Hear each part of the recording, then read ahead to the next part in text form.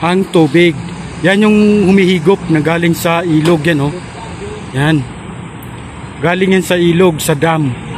Tapos dito yan binabagsak lahat yan dyan. Pinipilter lahat yan. Yan, oh, kumukulo yan, oh.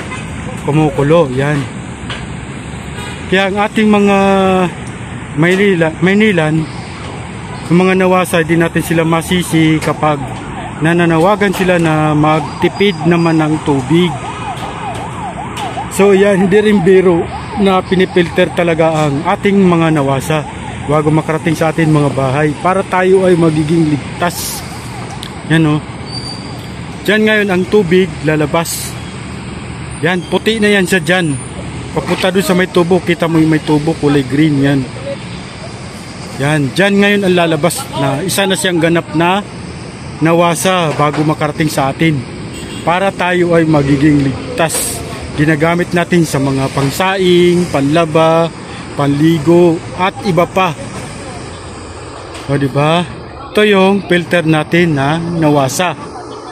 So, yan. Salit-salita yan siya. May mga kanya-kanyang division yan, oh. Paglabas sa atin, isang nawasa na siya talaga na may chlorine. Yan. Diba mga kabayan? Kaya yung mga taga-nawasa, di natin sila masisi talaga kapag nanawagan sila na magtipid naman tayo sa tubig. Dahil hindi rin to biro, pinipilter yung ating nawasa bago makarating sa atin. Para tayo ay magiging ligtas na gumagamit ng ating tubig. So yan, oh. Puti na talaga yan mga tubig dyan. Isa na siyang nawasa na may chlorine. Lalabas yan sa pinakamalaking tubo bago makarating sa mga consumer.